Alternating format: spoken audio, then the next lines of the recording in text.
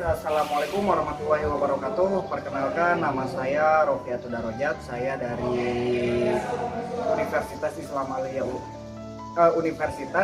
Al-Ihya Kuningan, dan saya semester 6 jurusan Teknik Mesin. Ya. Nah, di sini saya akan mewawancara yang namanya Pak Faiz. Nah, ini Pak Faiz sendiri ini adalah seorang pekerja keras dan memang saya tidak tahu nih profil pekerjanya seperti apa. Yuk simak videonya.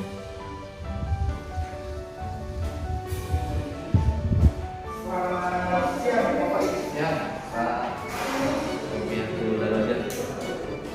Ya. Nah, berkunjung Anda ya.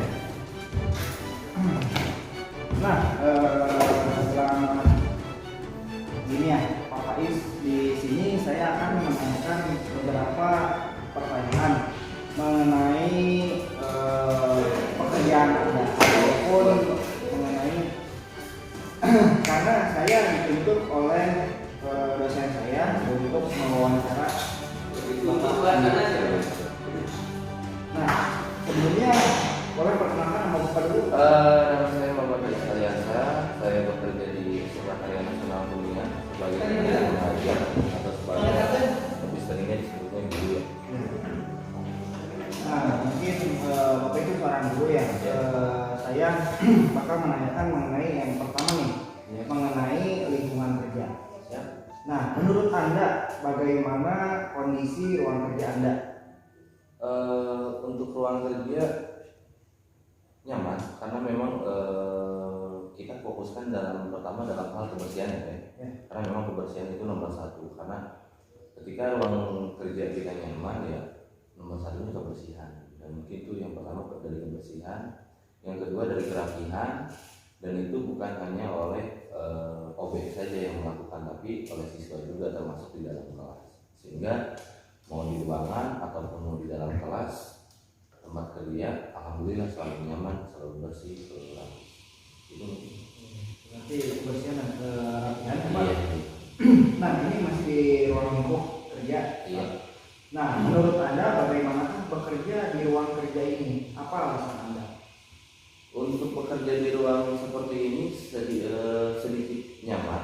Mungkin banyak pasti nyamannya memang karena yang pertama ruangannya luas mungkin ya. Apalagi kalau di kelas, sehingga suasananya bebas, kita improve dengan siswa banyak, kita bercanda dengan siswa banyak, sehingga ya nyaman juga gitu. Nah, masih di lingkup kerja nih Pak. Apakah Bapak pernah pindah-pindah kelas ataupun pindah-pindah ruangan mengenai jam pelajaran Bapak itu? Kalau untuk berpindah-pindah ruangan mungkin tidak, karena yang berpindah itu hanya siswanya saja sehingga rolling. Tapi untuk improve di setiap ruangan itu selalu ada, entah itu contoh dengan mencet kembali, menempatkan posisi barang yang tadinya di tempat A ke posisi tempat B, sehingga setiap minggunya itu ada improve dan memang suasana hawa yang baru gitu. Jadi nyaman buat kerjanya. Oke. Nah, ini saya menanyakan perihal yang kedua Pak, mengenai konsultasi yang tidak efektif. Nah, apa yang Anda lakukan jika Anda merasakan lelah saat bekerja? Mungkin yang pertama beristirahat, Ya. dan memang ada waktu istirahat itu mungkin, dan yang kedua menjaga kondisi itu perlu juga, sehingga ketika memang sudah agak kurang nyaman bekerja diprioritaskan untuk beristirahat terlebih dahulu, karena kalaupun memang dipaksakan itu tidak akan mungkin betul gitu, tidak akan benar 100% pekerjaannya, sehingga lebih baik tinggalkan dulu pekerjaannya, kita beristirahat sebentar, kita mencari inspirasi. Ketika sudah memang lelahnya hilang, jenuhnya hilang, kita mulai lagi kerja. Nah, ini untuk menghilangkan jenuhnya, kalau boleh tahu Pak Faiz gimana aja ya? Kalau menghilangkan jenuh, kita bikin gym dengan siswa. Itu yang pertama. Yang kedua mungkin dengan mendengarkan musik juga bisa, ataupun sedikit sebat santuy, kalau anak-anak muda sekarang bilangnya sebat sans, ngops juga enak. Ya mungkin dengan cara-cara yang bisa dibilang menyenangkan untuk menghilangkan jenuh seperti itu. Oke. Nah, ini masih yang konsultasi yang tidak efektif nih Pak. Nah, apa yang Anda lakukan jika mengalami gangguan kesehatan ataupun Anda saat sakit lah? Apa alasan Anda dan jelaskan? Kalau misalkan terjadi kendala gangguan kesehatan, mungkin yang pertama kita akan konsultasi dulu kepada dokter, ya mungkin ataupun kerabat juga, sehingga kita meminta hal mungkin obat ataupun makanan dan minuman supaya agar kondisi badan kembali fit lagi, kembali terjaga lagi. Memang kalau misalkan sudah memang tidak bisa untuk melakukan aktivitas sehari-hari seperti contohnya bekerja, mungkin lebih ke istirahat, apalagi sekarang di masa pandemi. Kalau misalkan sedikit flu atau batuk itu kan mungkin agak sedikit riskan untuk melakukan pekerjaan, sehingga saya lebih baik beristirahat di rumah dan memang izin kepada pihak kantor. Oke, mungkin itu ya Pak mengenai yang tidak enak ya. Nah, lalu di sini saya akan melampirkan atau menanyakan mengenai konflik antara tuntutan keluarga dengan tuntutan instansi. Nah, yang pertama, apa Anda merasa bahwa Anda ada perbedaan yang terjadi antara Anda dengan orang lain di tempat kerja, sulit dikombinasikan atau disatukan gitu? Nah, maksudnya apakah di tempat kerja Anda ada rekan kerja Anda yang sulit dikondisikan ataupun tidak berpihak dengan Anda? Banyak sih Pak, mungkin tidak hanya di instansi saya juga, di instansi yang lain pun sama. Dan mungkin caranya kita dengan musyawarah, kita mengobrol dulu di tempat ruangan khusus, kita cari dulu akar permasalahannya di mana, bagaimana kita tidak bisa sejalan pemikiran. Nah, mungkin di situ dulu kita cari dulu akar permasalahannya. Setelah kita mendapatkan solusi dengan rekan A atau dengan rekan B ini yang memang tadinya tidak sejalan atau tidak sepemahaman, tidak sepemikiran, setelah melakukan diskusi lalu kita mendapatkan jalan keluarnya, ya kita bekerja lagi kembali gitu. Kalau untuk misalkan setiap instansi mungkin di rekan kerja memang nggak selamanya atau nggak semuanya selalu sama atau paham dengan tujuan yang memang instansi inginkan gitu, sehingga memang perlu dengan adanya adaptasi, ngobrol, sharing dan hal lain sebagainya. Mungkin untuk itu musyawarah ya Pak, ya, yang penting ya. Nah, dilanjut lagi Pak, yang kedua, apa Anda merasa bahwa Anda harus bekerja secara intensif? Apa alasan Anda? Kalau merasa ya, karena memang ada tuntutan dalam diri sendiri bahwasanya setiap hari ini saya ini bertemu dengan ribuan siswa, dan dulu itu ada istilah digugu dan ditiru, sehingga ada sedikit gerakan dalam hati bahwasanya memang ini pekerjaan saya dan apa yang saya lakukan ini harus dicontoh oleh siswa sedikitnya seperti itu, jadi sehingga harus agak intensif juga.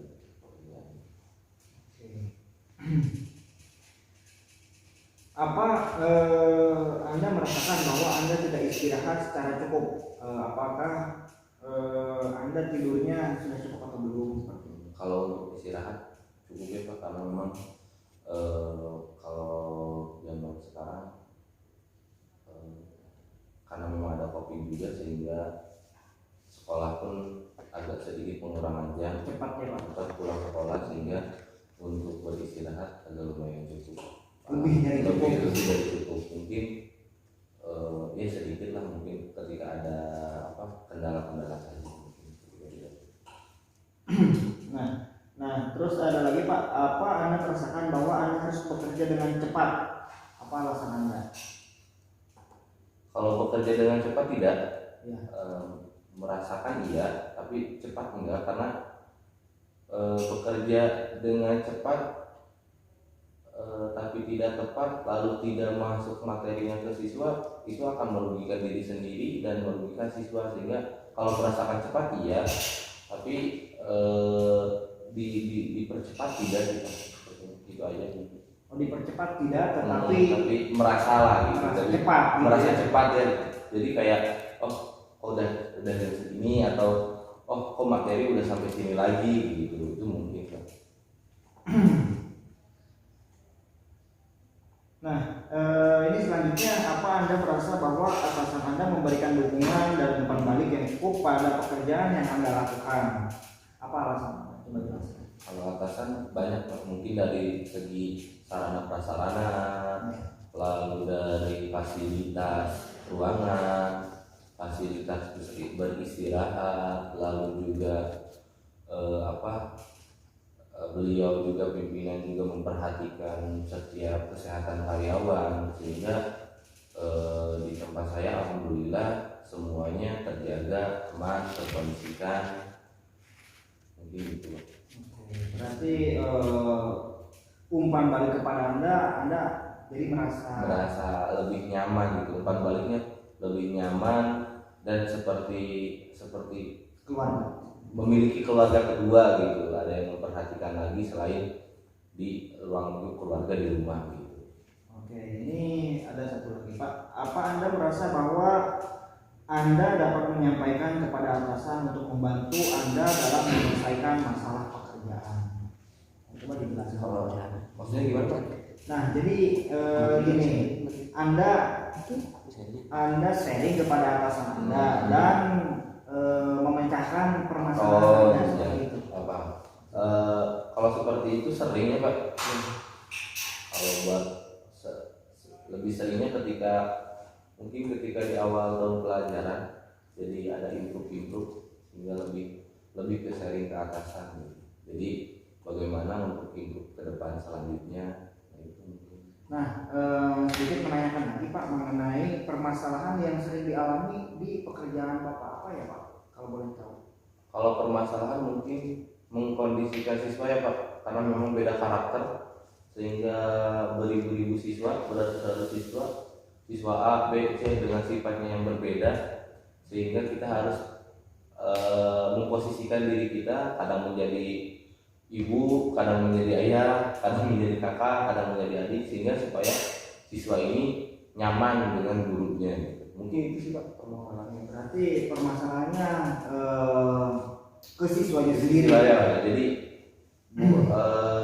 ke siswanya, ke kitanya, bagaimana kita memposisikan diri. Ada siswanya yang menganggap kita sebagai teman, berarti kita harus memposisikan diri sedikitnya agak seperti teman. Ada yang memposisikan guru ini sebagai orang tua untuk sharing, itu juga sama. Jadi intinya sih bagaimana kita memposisikan diri.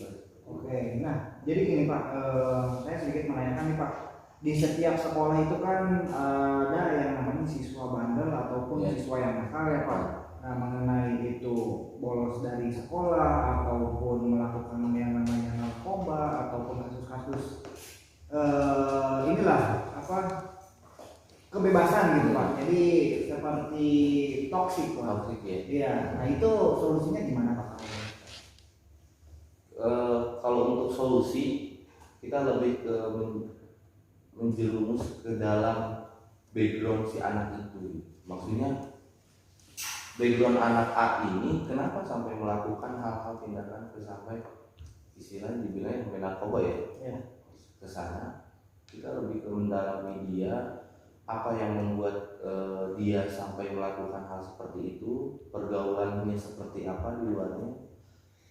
Kita harus mengantisipasi supaya dia ini tidak memberikan hal-hal negatif juga kepada temannya, dan bagaimana caranya dia ini merubah sikap dia lebih ke sana, sehingga mengantisipasinya seperti itu. Jadi kita lihat background dia seperti apa, apakah memang dari keluarga yang tidak berkecukupan sehingga dia melampiaskannya ke kebebasan, atau ada juga yang keluarganya berkecukupan tapi kurang perhatian dari orang tua, kan beda-beda. Iya. Nah, mungkin itu aja Pak yang bisa saya pertanyakan ya mengenai lowongan dalam ini. Mungkin untuk kedepannya saya akan bersilaturahmi Pak. Nanti kapan-kapan kita sambil ngopi lah Pak ya. Terima kasih atas sambutannya Pak dan wawancaranya, mungkin itu saja yang bisa saya sampaikan.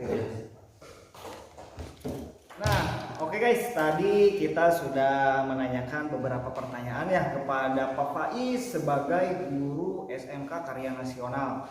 Nah, di sana ternyata banyaklah anak-anak yang berbeda-beda karakter lah. Ada yang baik, ada yang nakal, dan ada juga yang lebih jahat seperti itu ya. Mungkin tapi Pak Faiz itu sebagai guru bisa yang namanya mengkontrol diri ataupun memposisikan dirinya sebagai guru seperti itu. Mungkin saya mendapatkan pelajaran dari Pak Faiz hari ini. Terima kasih Pak Faiz, dan terima kasih untuk semuanya dah guys. Mungkin sampai nanti. Terima kasih.